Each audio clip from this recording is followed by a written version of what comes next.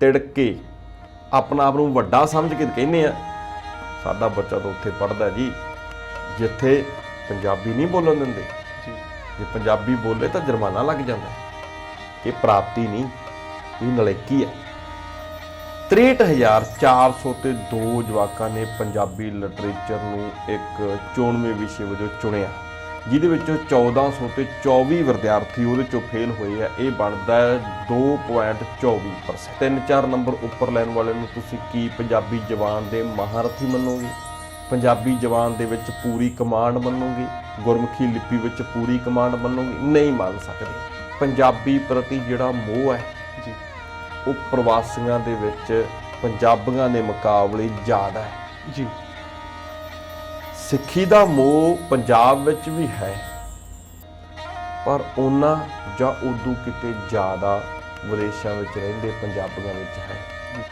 ਨੀਅਤ ਤੇ ਨੀਤੀ ਜੀ ਨੀਤੀ ਸਰਕਾਰ ਬਣਾ ਦਿੰਦੀ ਹੈ ਪਰ ਨੀਅਤ ਨਹੀਂ ਸਰਕਾਰ ਬਣਾਉਂਦੀ ਤੂੰ ਦਾਤਾ ਦਿੱਤਾਰ ਜੀ ਗੁਰਬਾਣੀ ਦੇ ਵਿੱਚ ਤੂੰ ਮੇਰਾ ਰਾਖਾ ਸਭ ਨਹੀਂ ਦਿੱਤਾ ਰੱਬ ਦੇ ਲਈ ਪਰਮਾਤਮਾ ਦੇ ਲਈ ਕਿਤੇ ਵੀ ਤੁਸੀਂ ਨਹੀਂ ਤੂੰ ਹੈ ਕਿਉਂਕਿ ਤੂੰ ਨੇੜਤਾ ਦਾ ਪ੍ਰਤੀਕ ਹੈ ਤੁਸੀਂ ਸਤਿਕਾਰ ਦਾ ਤਾਂ ਹੈ ਪਰ ਇੱਕ ਦੂਰੀ ਦਾ ਵੀ ਹੈ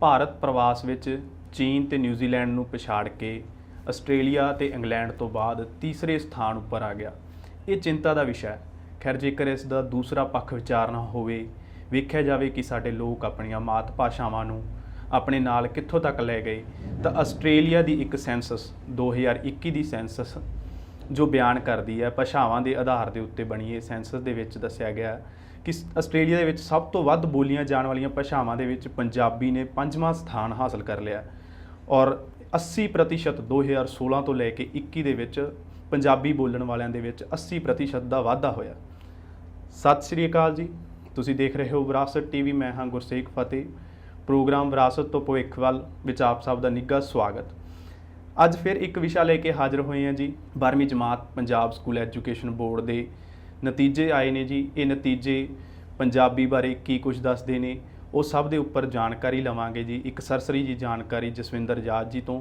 ਆਓ ਫਿਰ ਪਹਿਲਾਂ ਉਹਨਾਂ ਦਾ ਪ੍ਰੋਗਰਾਮ ਦੇ ਵਿੱਚ ਸਵਾਗਤ ਕਰਦੇ ਹਾਂ ਤੇ ਲੈਂਦੇ ਹਾਂ ਜਾਣਕਾਰੀ ਜਸਵਿੰਦਰ ਜੀ ਪ੍ਰੋਗਰਾਮ 'ਚ ਬਹੁਤ ਬਹੁਤ ਸਵਾਗਤ ਜੀ ਜਸਵਿੰਦਰ ਜੀ ਸਭ ਤੋਂ ਪਹਿਲਾਂ ਇੱਕ ਝਲਕ ਇੱਕ ਤਸਵੀਰ ਪੰਜਾਬ ਸਕੂਲ ਐਜੂਕੇਸ਼ਨ ਬੋਰਡ ਦੇ ਜਿਹੜੇ ਨਤੀਜੇ ਆਏ ਨੇ ਉਸ ਦੀ ਜ਼ਰੂਰ ਸਾਂਝੀ ਕਰੋ ਪੰਜਾਬ ਸਕੂਲ ਐਜੂਕੇਸ਼ਨ ਬੋਰਡ ਜਿਹਦੇ 12ਵੀਂ ਜਮਾਤ ਦੇ ਨਤੀਜੇ ਆਏ ਨੇ ਉਹਨਾਂ ਨਤੀਜਿਆਂ ਦੇ ਵਿੱਚ ਇੱਕ ਗੱਲ ਤਾਂ ਅਕਸਰ ਹੀ ਖਾਸ ਰਹਿੰਦੀ ਹੁੰਦੀ ਹੈ ਅਖਬਾਰ ਵੀ ਲਿਖਦੇ ਨੇ ਇਲੈਕਟ੍ਰੋਨਿਕ ਮੀਡੀਆ ਸੋਸ਼ਲ ਮੀਡੀਆ ਦੇ ਵਿੱਚ ਅਸੀਂ ਮਗਰਲੇ 5-7 ਸਾਲਾਂ ਤੋਂ ਇਹ ਰੁਝਾਨ ਦੇਖਦੇ ਹਾਂ ਕਿ ਕੁੜੀਆਂ ਨੇ ਮਾਰੀ ਬਾਜੀ ਜੀ ਉਹ ਇਸ ਵਾਰੀ ਵੀ ਉਵੇਂ ਹੀ ਹੋਇਆ ਕਿ ਕੁੜੀਆਂ ਨੇ ਹੀ ਬਾਜੀ ਮਾਰੀ ਹੈ ਇਹਦੇ ਵਿੱਚ ਇੱਕ ਗੱਲ ਹੋਰ ਨਵੀਂ ਹੋਈ ਹੈ ਕੁੜੀਆਂ ਨੇ ਬਾਜੀ ਮਾਰੀ ਹੈ ਤੇ ਤਿੰਨੇ ਦੀਆਂ ਤਿੰਨੇ ਕੁੜੀਆਂ ਮਾਲਵੇ ਤੋਂ ਨੇ ਜੀ ਮਾਝੇ ਦੀ ਇਹਦੇ ਵਿੱਚ ਕੋਈ ਪੋਜੀਸ਼ਨ ਨਹੀਂ ਦੁਆਬੇ ਦੀ ਕੋਈ ਪੋਜੀਸ਼ਨ ਨਹੀਂ ਹਾਲਾਂਕਿ ਪੰਜਾਬ ਪੂਰੇ ਦਾ ਪੂਰਾ ਇੱਕ ਹੈ ਅਸੀਂ ਇਸ ਨੂੰ ਕੋਈ ਵੰਡ ਦੀ ਨਿਗਾਹ ਨਾਲ ਨਹੀਂ ਦੇਖਦੇ ਪਰ ਫਿਰ ਵੀ ਜਦੋਂ ਅਸੀਂ ਇਕੱਲੇ ਪੰਜਾਬ ਦੀ ਗੱਲ ਕਰਨੀ ਆ ਤਾਂ ਉਹਨੂੰ ਖਿੱਤਿਆਂ ਦੇ ਵਿੱਚ ਅਸੀਂ ਜ਼ਰੂਰ ਭਾਂਪ ਲੈਂਦੇ ਹਾਂ ਜੀ ਤੁਸੀਂ ਜਿਹੜੀ ਗੱਲ ਰੱਖੀ ਹੈ ਕਿ ਸਭ ਤੋਂ ਪਹਿਲਾਂ ਮੈਂ ਤੁਹਾਡੀ ਗੱਲ ਵੱਲ ਜਾਣ ਤੋਂ ਪਹਿਲਾਂ ਜੀ ਮੁਬਾਰਕਬਾਦ ਦਿੰਦਾ ਇਹਨਾਂ ਬੱਚੀਆਂ ਨੂੰ ਮੁਬਾਰਕਬਾਦ ਦਿੰਦਾ ਮਾਲਵੇ ਦੇ ਇਹਨਾਂ ਪਰਿਵਾਰਾਂ ਨੂੰ ਤੇ ਨਾਲ ਮੈਂ ਫਿਕਰ ਵੀ ਜ਼ਾਹਰ ਕਰਦਾ ਕਿ ਹੁਣ ਇਹ ਬੱਚੇ ਜੋ 12ਵੀਂ ਦੇ ਵਿੱਚ ਪਹਿਲੇ ਦੂਜੇ ਤੀਜੇ ਜਾਂ ਮੈਰਿਟ ਲਿਸਟ ਵਾਲੇ ਸਾਰੇ ਹੀ ਬੱਚੇ ਜੀ ਆਈਲੈਸ ਸੈਂਟਰਾਂ ਵਿੱਚ ਜਾਣਗੇ ਬੈਗ ਖਰੀਦਣ ਲੱਗ ਜਾਣਗੇ ਜੀ ਘਰਦਿਆਂ ਨੇ ਰੁਪਈਏ ਤਿਆਰ ਕਰ ਲਏ ਹੋਣਗੇ ਮੈਂ ਕਹਿੰਦਾ ਇਹ ਸਾਡੀ ਕਰੀਮ ਹੈ ਜਿਹੜੀ ਬੈਗਾਂ ਨੂੰ ਹੱਥ ਪਾ ਕੇ ਜਹਾਜ਼ਾਂ ਦੀਆਂ ਅੜਿੱਕਾਂ ਕਰਦੀ ਹੈ ਵੀਜ਼ਿਆਂ ਦੀਆਂ ਅੜਿੱਕਾਂ ਕਰਦੀ ਹੈ ਇਹਦੇ ਉੱਤੇ ਸਰਕਾਰ ਨੂੰ ਵਿਸ਼ੇਸ਼ ਕੋਈ ਜਿਹੜੀ ਸਹੂਲਤ ਹੈ ਜਾਂ ਕਹਿ ਲਓ ਕੋਈ ਜਾਣਕਾਰੀ ਹੈ ਜਾਂ ਕਹਿ ਲਈਏ ਕੋਈ ਵਿਸ਼ੇਸ਼ ਤਰੀਕੇ ਦਾ ਪ੍ਰੋਗਰਾਮ ਦੇਣਾ ਬਣਦਾ ਹੈ ਜੀ ਕਿ ਜਿਹੜੇ ਸਾਡੇ ਮੈਰਿਟ ਵਾਲੇ ਨੇ ਜਿਹੜੇ ਸਾਡੇ ਇੰਟੈਲੀਜੈਂਟ ਜਵਾਕ ਨੇ 80% ਤੋਂ ਉੱਪਰ ਵਾਲੇ ਨੇ ਉਹਨਾਂ ਦੇ ਲਈ ਕੋਈ ਵਿਸ਼ੇਸ਼ ਸਕੀਮ ਹੋਵੇ ਕਿ ਜੇਕਰ ਉਹ ਬਾਹਰ ਨਹੀਂ ਜਾਂਦੇ ਇੱਥੇ ਆਪਣੀ ਪੜ੍ਹਾਈ ਨੂੰ ਕੰਟੀਨਿਊ ਕਰਦੇ ਆ। ਪੜ੍ਹਾਈ ਵਿੱਚ ਉਹਨਾਂ ਦੇ ਲਈ ਕੀ ਛੂਟ ਹੈ ਜੀ, ਕੀ ਆਰਥਿਕ ਮਦਦ ਹੈ, ਮੇਰੇ ਕਹਿਣ ਦਾ ਭਾਵ। ਦੂਸਰਾ, ਉਹਨਾਂ ਨੂੰ ਮੈਂ ਤਾਂ ਕਹਿੰਦਾ ਨੌਕਰੀ ਦੇ ਵਿੱਚ ਵੀ ਵਿਸ਼ੇਸ਼ਤਾ ਰੱਖਣੀ ਚਾਹੀਦੀ ਹੈ ਜੀ। ਨੇੜੇ ਨਿਗਾਹ ਮਾਰੋਗੇ ਤਾਂ ਗੱਲ ਤੁਹਾਨੂੰ ਮੇਰੀ ਛੋਟੀ ਤੇ ਅਟਪਟੀ ਲੱਗਦੀ ਹੈ, ਪਰ ਦੂਰ ਨਿਗਾਹ ਮਾਰੋਗੇ ਤਾਂ ਜੇਕਰ ਤੁਸੀਂ ਸੂਬਿਆਂ ਨੂੰ ਆਬਾਦ ਰੱਖਣਾ ਹੈ ਤਾਂ ਉਹਦੇ ਲਈ ਤੁਹਾਨੂੰ ਆਪਣੀ ਕਰੀਮ ਨੂੰ ਇੱਕ ਵਾਰੀ ਰੋਕਣਾ ਹੋਊਗਾ ਜੀ, ਉਹਨੂੰ ਰੋਕਣ ਦਾ ਰੁਝਾਨ ਬਣਾਉਣਾ ਹੋਊਗਾ। ਤੇ ਇਹਦੇ ਵਿੱਚ ਪਹਿਲੀ ਚਿੰਤਾ ਤਾਂ ਇਹ ਹੈ ਕਿ ਇਹ ਬੱਚੀਆਂ VILS ਕਰਨੀ ਆ ਜੀ, ਜਾਂ ਇਹ ਬੱਚੇ ਜਿਹੜੇ ਮੈਰਿਟ ਵਿੱਚ ਆਏ ਨੇ 80% ਤੋਂ ਉੱਪਰ ਵਾਲੇ ਨੇ, ਇਹ ਵੀ ਉਹਨਾਂ ਹੀ ਜਹਾਜ਼ਾਂ ਦੀ ਉਡੀਕ ਕਰਨਗੇ ਜਿਨ੍ਹਾਂ ਦੀ ਇਹਨਾਂ ਦੇ ਵੱਡੇ ਭੈਣ ਭਰਾਵਾਂ ਨੇ ਉਡੀਕ ਕੀਤੀ ਤੇ ਮੁੜ ਕੇ ਉਡੀਕ ਪੂਰੀ ਹੋ ਗਈ ਜੀ। ਹੁਣ ਮੈਂ ਇੱਕ ਛੋਟੇ ਜਿਹੇ ਅੰਕੜੇ ਦੀ ਗੱਲਬਾਤ ਕਰਦਾ ਤੇ ਫਿਰ ਆਪਾਂ ਇਹਨਾਂ ਨਤੀਜਿਆਂ ਦੇ ਉੱਤੇ ਵਿਸ਼ੇਸ਼ ਗੱਲਬਾਤ ਆ ਜਿਹੜੀ ਉਹ ਕੋਸ਼ਿਸ਼ ਕਰਾਂਗੇ ਕਿ ਪੰਜਾਬੀ ਦੇ ਪੱਖ ਤੋਂ ਹੀ ਮੂਹਰੇ ਰੱਖੀਏ ਜੀ। ਗੱਲ ਕਰੀਏ ਤਾਂ ਸਭ ਤੋਂ ਪਹਿਲੀ ਜਿਹੜੀ ਪੋਜੀਸ਼ਨ ਹੈ ਉਹ ਅਰਸ਼ਦੀਪ ਕੌਰ ਦੀ ਹੈ ਲੁਧਿਆਣੇ ਤੋਂ। ਮੈਂ ਸਕੂਲਾਂ ਦੇ ਨਾਮ ਜੀ ਜਾਣ ਕੇ ਨਹੀਂ ਲੈ ਰਿਹਾ, ਜਾਣ ਬੁੱਝ ਕੇ ਨਹੀਂ ਲੈ ਰਿਹਾ, ਕਿਉਂਕਿ ਅਸੀਂ ਕਿਸੇ ਸਕੂਲ ਨੂੰ ਵੱਡਾ ਛੋਟਾ ਨਹੀਂ ਕਰਨਾ ਜੀ। ਨੰਬਰ 2 ਤੇ ਅਰਸ਼ਪ੍ਰੀਤ ਕੌਰ ਹੈ ਜੀ ਮਾਨਸਾ ਬੱਜੋਆਣਾ ਤੋਂ। ਤੀਜੇ ਨੰਬਰ ਦੇ ਉੱਤੇ ਕੁਲਵਿੰਦਰ ਕੌਰ ਹੈ ਜੈਤੋ ਫਰੀਦਕੋਟ ਤੋਂ ਜੀ। ਇਹ ਤਾਂ ਸੀ ਪੋਜੀਸ਼ਨਾਂ।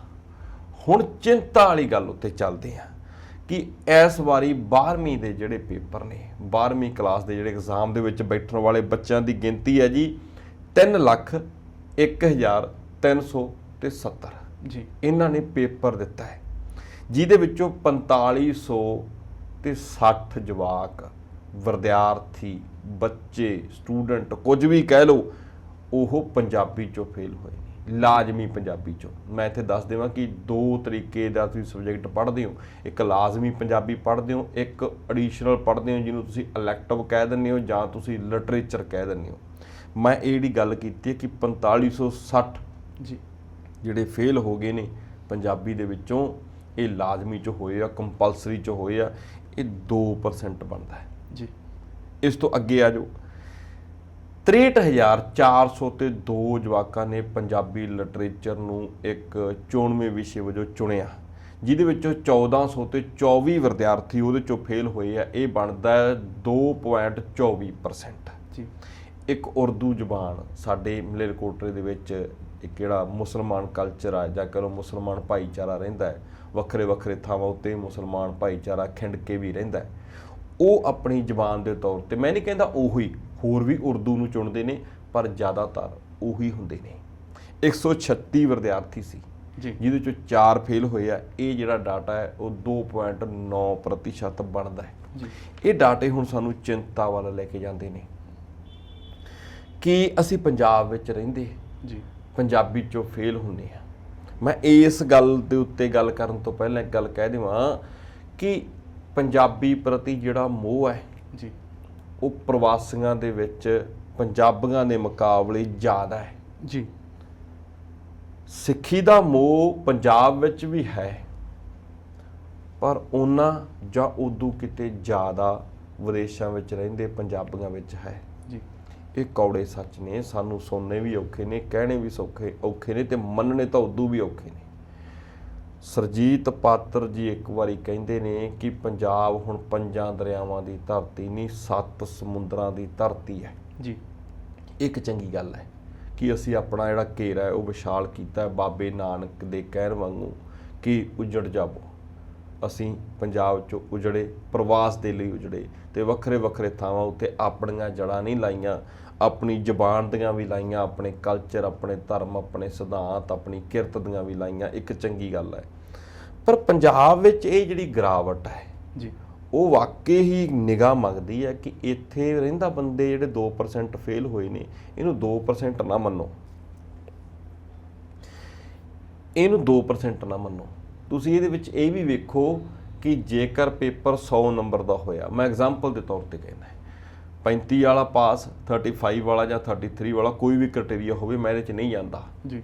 ਮੈਂ ਇਹ ਕਹਿੰਦਾ ਕਿ ਪੁਆਇੰਟਾਂ ਤੇ ਪਾਸ ਹੋਣ ਵਾਲਿਆਂ ਨੂੰ ਪੰਜਾਬੀ ਵਿੱਚ ਪਾਸ ਮੰਨੋਗੇ ਜਾਂ 1 ਪੁਆਇੰਟ ਪਿੱਛੇ ਫੇਲ ਹੋਣ ਵਾਲਿਆਂ ਨੂੰ, 3-4 ਨੰਬਰ ਉੱਪਰ ਲੈਣ ਵਾਲਿਆਂ ਨੂੰ ਤੁਸੀਂ ਕੀ ਪੰਜਾਬੀ ਜ਼ਬਾਨ ਦੇ ਮਹਾਰਥੀ ਮੰਨੋਗੇ?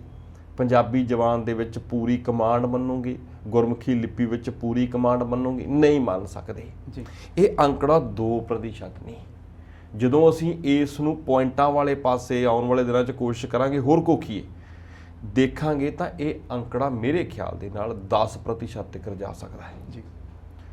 ਤਾਂ ਜੇਕਰ 10% ਪੰਜਾਬ ਵਿੱਚ ਰਹਿੰਦੇ ਬੱਚੇ ਪੰਜਾਬੀ ਦੇ ਵਿੱਚ ਆਪਣੇ ਆਪ ਦਾ ਹੱਥ ਤੰਗ ਮੰਨਦੇ ਨੇ ਲਿਖਣ ਵਿੱਚ, ਪੜ੍ਹਨ ਵਿੱਚ, ਤਾਂ ਫੇਰ ਸੋਚਣਾ ਪਊਗਾ ਕਿ ਕਮੀਆਂ ਕਿੱਥੇ ਕਿੱਥੇ ਰਹਿ ਗਈਆਂ ਨੇ, ਇਹ ਕਿਉਂ ਇਦਾਂ ਹੋ ਰਿਹਾ ਹੈ। ਤੁਸੀਂ ਇੱਕ ਗੱਲ ਹੋਰ ਵੀ ਤਾਂ ਦੇਖੋ, ਜਿਹੜੀ ਗੱਲ ਇੱਕ ਹੋਰ ਇਸ ਵਿੱਚੋਂ ਅੰਕੜਾ ਵਾਚਣ ਦੀ ਲੋੜ ਹੈ। 3 ਲੱਖ ਬੱਚਾ ਪੇਪਰ ਦਿੰਦਾ ਜੀ ਜੀ, ਜਿਹਦੇ ਚੋਂ ਸਿਰਫ 63,000 ਬੱਚਾ ਹੀ ਲੈਕਟੋ ਪੰਜਾਬੀ ਨੂੰ ਚੋਣਵੇਂ ਵਿਸ਼ੇ ਵਜੋਂ ਚੁਣਦਾ ਹੈ। ਹਾਲਾਂਕਿ ਮੈਂ ਤਾਂ ਚਾਹੁੰਦਾ ਹੈ ਕਿ ਜੇਕਰ 3 ਲੱਖ ਬੰਦਾ ਪੇਪਰ ਦੇ ਰਿਹਾ ਤਾਂ ਲੈਕਟੋ ਪੰਜਾਬੀ ਘੱਟੋ ਘੱਟ 50% ਤਾਂ ਜ਼ਰੂਰ ਚੁਣਦੇ ਹੋਣ ਨਾ। ਬਿਲਕੁਲ ਜੀ। ਇਹ 1.5 ਲੱਖ ਤੱਕ ਤਾਂ ਜਾਣਾ ਚਾਹੀਦਾ। ਹੁਣ ਤੁਹਾਡਾ ਇੱਥੇ ਸਵਾਲ ਹੋਊਗਾ ਕਿ ਇਹਦੇ ਵਿੱਚ ਜੀ ਸਾਇੰਸ ਵਾਲੇ ਵੀ ਹੈ, ਮੈਡੀਕਲ, ਨਾਨ ਮੈਡੀਕਲ, ਕਮਰਸ ਵਾਲੇ ਵੀ ਹੈ। ਮੈਂ ਕਹਿੰਦਾ ਛੱਡ ਦਿਓ ਜੀ, ਮੈਡੀਕਲ, ਨਾਨ ਮੈਡੀਕਲ, ਕਮਰਸ ਛੱਡ ਦਿਓ, ਉਹਦੇ ਵੱਖਰੇ ਵਿਸ਼ੇ ਨੇ।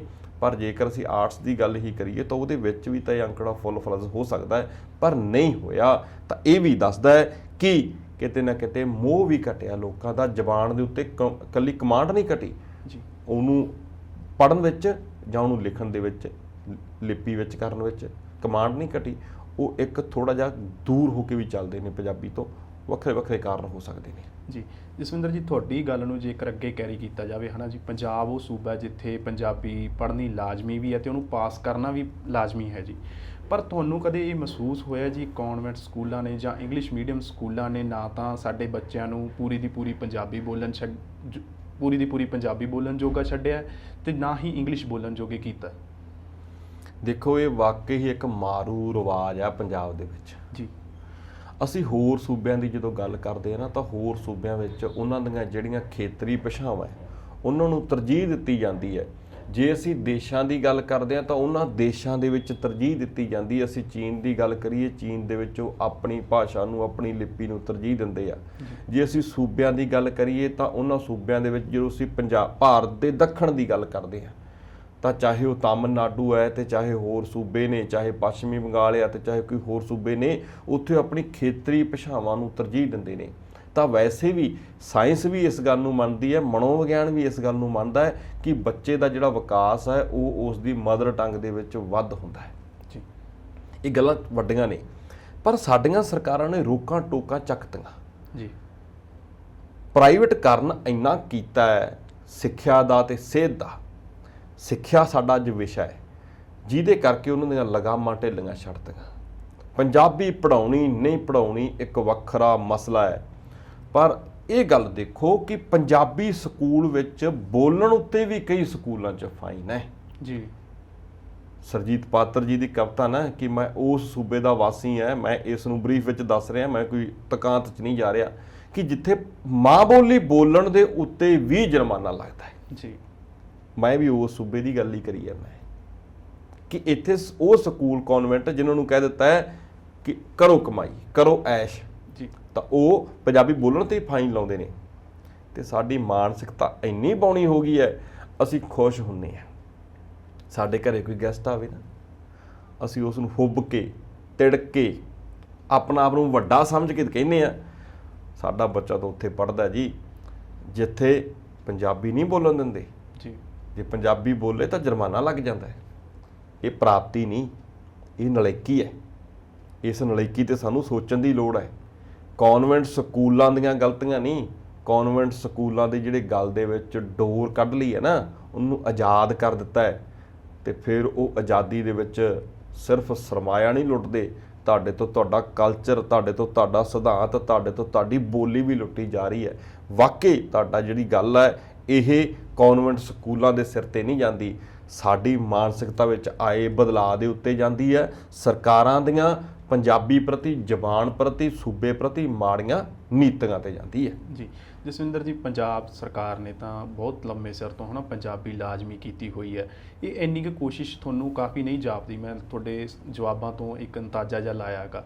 ਤੁਹਾਡੇ ਹਿਸਾਬ ਨਾਲ ਪਹਿਲਾਂ ਤਾਂ ਕਿਹੜੇ ਮੁੱਖ ਬਿੰਦੂ ਨੇ ਜੀ ਜਿਹੜੇ ਇਸ ਦਾ ਕਾਰਨ ਬਣੇ ਹੋਏ ਨੇ ਕਿ ਪੰਜਾਬੀ ਜਿਹੜੀ ਸਾਡੇ ਤੋਂ ਵਿਸਰਦੀ ਜਾ ਰਹੀ ਹੈ?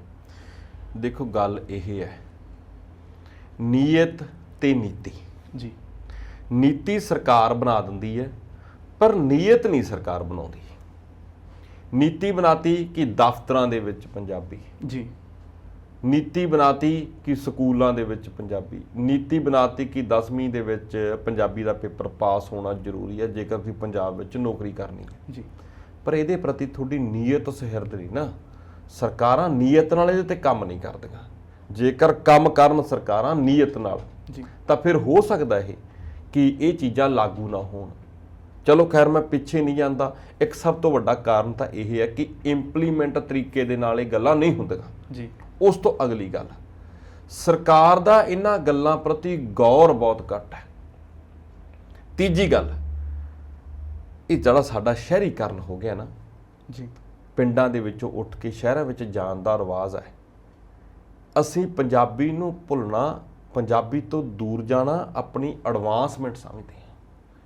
ਇਹ ਇੱਕ ਵੱਡਾ ਕਾਰਨ ਹੈ। ਜੀ ਤੇ ਇਸ ਤੋਂ ਵੀ ਵੱਡਾ ਕਾਰਨ ਇਹ ਹੈ ਕਿ ਇਹਨਾਂ ਸਕੂਲਾਂ ਨੇ, ਜਿਨ੍ਹਾਂ ਨੂੰ ਅਸੀਂ ਕਨਵੈਂਟ ਕਹਿੰਦੇ ਆ, ਜਿਨ੍ਹਾਂ ਨੂੰ ਅਸੀਂ ਅੰਗਰੇਜ਼ੀ ਮੀਡੀਅਮ ਕਹਿੰਦੇ ਆ, ਇਹਨਾਂ ਨੇ ਸਾਡੇ ਜਵਾਕਾਂ ਨੂੰ ਨਾ ਉਧਰ ਦੇ ਛੱਡਿਆ ਨਾ ਉਧਰ ਦੇ ਛੱਡਿਆ। ਤੁਸੀਂ ਅੰਗਰੇਜ਼ੀ ਵਿੱਚ ਉਹਨਾਂ ਨੂੰ ਇੰਨੇ ਪਰਫੈਕਟ ਨਹੀਂ ਕੀਤਾ ਤੇ ਪੰਜਾਬੀ ਤੋਂ ਤੁਸੀਂ ਦੂਰ ਕਰ ਦਿੱਤਾ।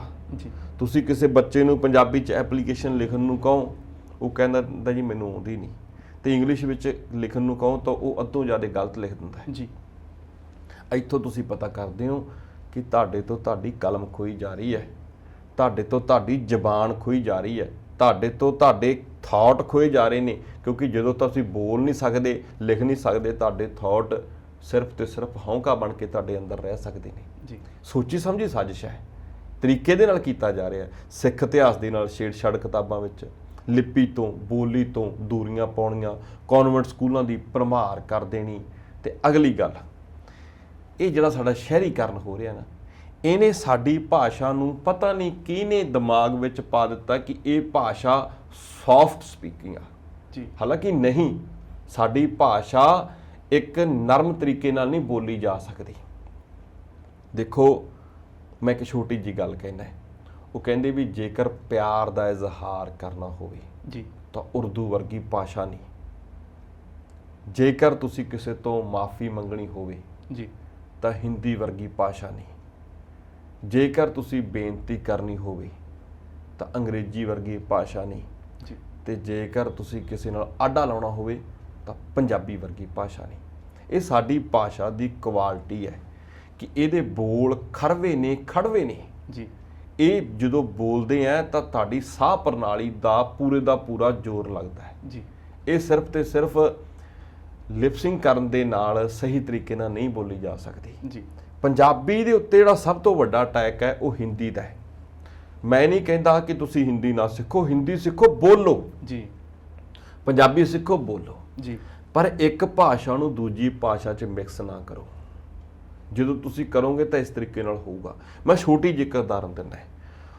ਪੰਜਾਬੀ ਦੇ ਵਿੱਚ ਹੋੜਾ ਤੇ ਕਨੌੜਾ, ਜੀ ਇਹਦਾ ਫਰਕ ਬੱਚੇ ਭੁੱਲ ਗਏ ਨੇ। ਸਿਆਰੀ ਤੇ ਵਿਆਰੀ, ਇਹਦਾ ਫਰਕ ਬੱਚੇ ਭੁੱਲ ਗਏ ਨੇ। ਜੀ ਔਂਕੜ ਤੇ ਦਲੈਂਕੜ, ਇਹਦਾ ਫਰਕ ਬੱਚੇ ਭੁੱਲ ਗਏ ਨੇ। ਕਿਉਂ? ਕਿਉਂਕਿ ਉਹ ਉਹਦੇ ਵਿੱਚ ਹਿੰਦੀ ਵਾਲੀ ਟੋਨ ਮਿਕਸ ਕਰ ਗਏ ਨੇ। ਕਿਉਂ ਹੋ ਗਈ ਹੈ?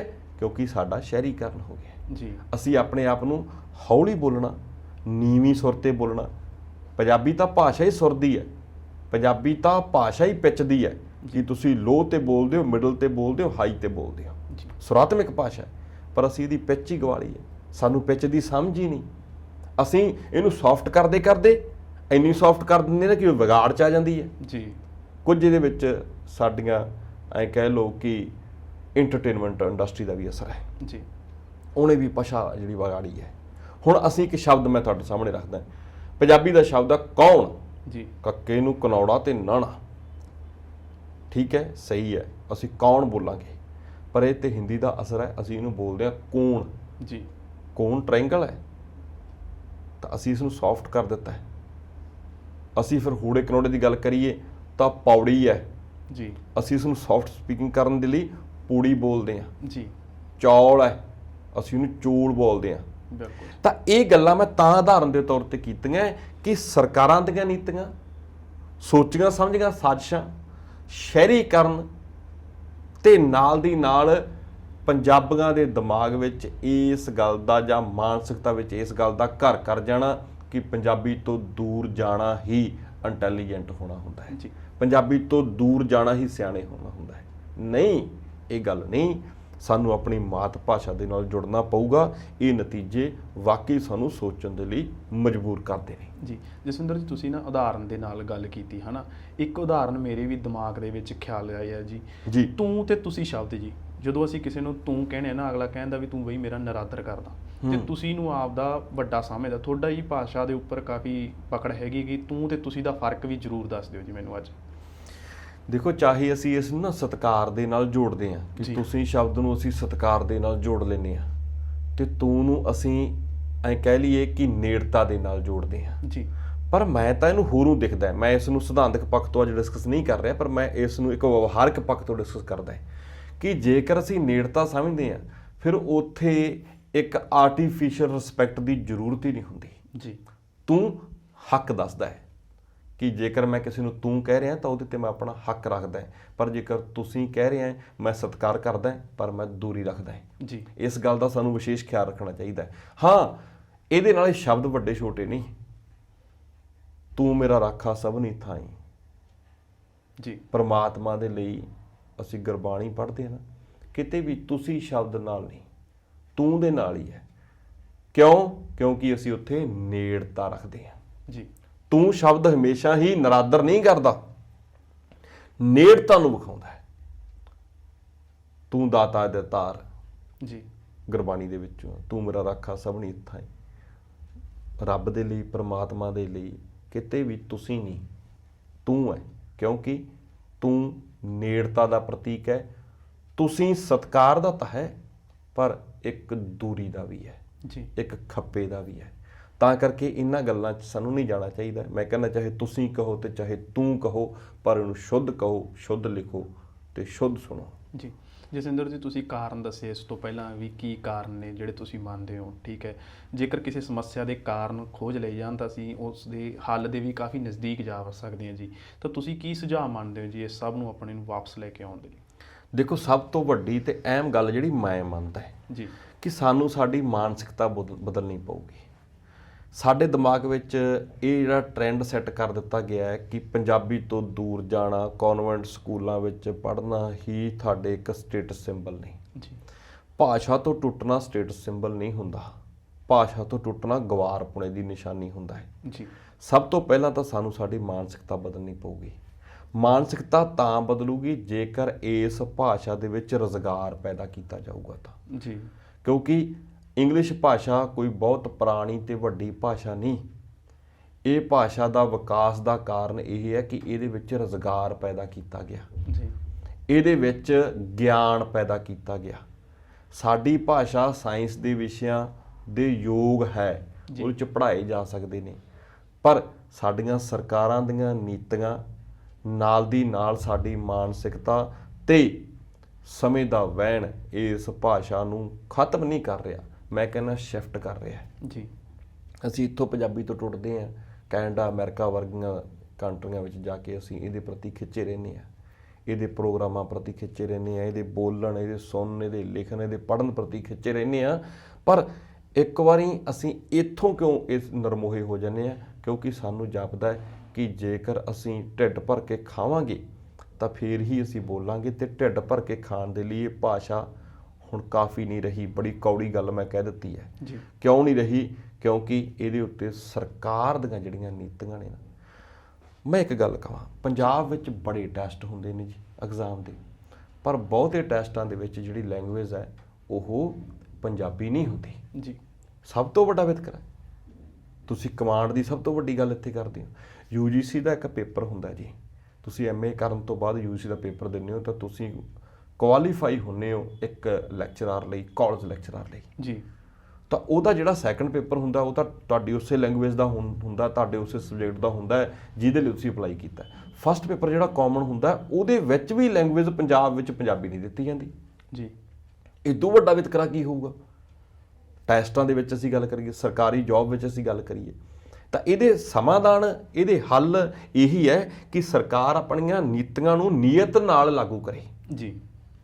ਲੋਕਾਂ ਨੂੰ ਇਸ ਭਾਸ਼ਾ ਵਿੱਚ ਰੋਟੀ ਦਾ ਬੰਦੋਬਸਤ ਦਿਸੇ ਜੀ ਤਾਂ ਆਟੋਮੈਟਿਕ ਜਿਹੜੀ ਤੁਹਾਡੀ ਮਾਨਸਿਕਤਾ ਹੈ ਇਹ ਪਲਟਾ ਮਾਰੂਗੀ ਤਾਂ ਤੁਸੀਂ ਵਿਦੇਸ਼ਾਂ ਦੇ ਰੁਜ਼ਗਾਰ ਜਿਹੜਾ ਰੁਝਾਨ ਹੈ ਉੱਥੋਂ ਵੀ ਰੁਕੋਗੇ ਤੇ ਪੰਜਾਬੀ ਪ੍ਰਤੀ ਵੀ ਜੁੜੋਗੇ। ਜੀ ਇੱਕ ਚੀਜ਼ ਹੋਰ ਜਸਵਿੰਦਰ ਜੀ, ਸੋਸ਼ਲ ਮੀਡੀਆ ਐਪਸ ਨੇ ਉਹਨਾਂ ਉੱਪਰ ਜਦੋਂ ਅਸੀਂ ਚੈਟਿੰਗ ਕਰਦੇ ਹਾਂ ਨਾ ਜੀ, ਇੱਕ ਸਾਡੇ ਕੋਲੇ ਫੀਚਰ ਹੁੰਦਾ ਹੈਗਾ ਆਟੋ ਸਪੈਲਿੰਗ ਕਰੈਕਟ ਵਾਲਾ ਜੀ। ਜੀ ਅੱਜ ਕੱਲ੍ਹ ਲੋਕ ਪੰਜਾਬੀ ਵੀ ਵਰਤਣ ਲੱਗ ਗਏ ਤੇ ਪੰਜਾਬੀ ਦੇ ਵਿੱਚ ਵੀ ਉਹ ਆਟੋ ਸਪੈਲਿੰਗ ਕਰੈਕਟ ਵਾਲਾ ਆਪਸ਼ਨ ਜਿਹੜਾ ਆਉਂਦਾ ਜੀ, ਇਹ ਚੀਜ਼ ਮੈਂ ਬਹੁਤ ਮਹਿਸੂਸ ਕੀਤੀ ਹੈ ਜੀ। ਉਹ ਵੀ ਕਿਤੇ ਨਾ ਕਿਤੇ ਸਾਨੂੰ ਨਾ ਪਛਾੜਦੀ ਹੈ ਜੀ। ਤੁਸੀਂ ਇਸ ਨੂੰ ਕਿਵੇਂ ਵੇਖਦੇ ਹੋ?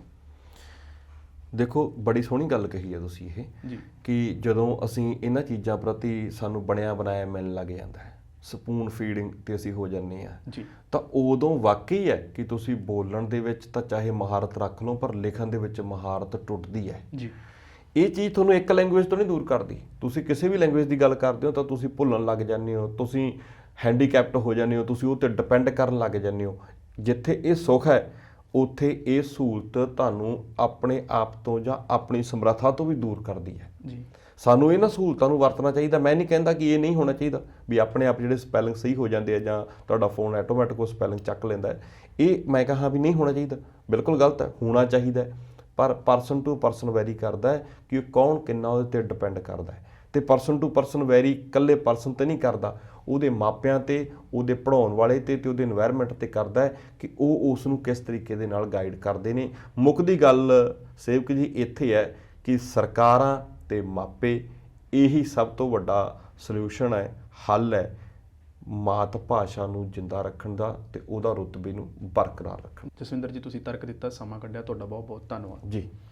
ਪੰਜਾਬੀ ਪ੍ਰਤੀ ਪੰਜਾਬੀਆਂ ਦਾ ਨਿਰਮੋਹੇ ਹੋਣ ਨੂੰ ਲੈ ਕੇ ਜੀ ਕਿਸੇ ਵਕਤ ਇਸ 'ਤੇ ਸਪੈਸ਼ਲ ਪ੍ਰੋਗਰਾਮ ਜ਼ਰੂਰ ਲੈ ਕੇ ਹਾਜ਼ਰ ਹੋਵਾਂਗੇ, ਪਰ ਕੱਲ੍ਹ ਫਿਰ ਇਹੀ ਪ੍ਰੋਗਰਾਮ ਲੈ ਕੇ ਹਾਜ਼ਰ ਹੋਵਾਂਗੇ ਜੀ ਕਿਸੇ ਨਵੇਂ ਵਿਸ਼ੇ ਨਾਲ। ਉਦੋਂ ਤੱਕ ਲਈ ਦਿਓ ਆਗਿਆ। ਤੁਹਾਡਾ ਬਹੁਤ ਬਹੁਤ ਧੰਨਵਾਦ ਜੀ।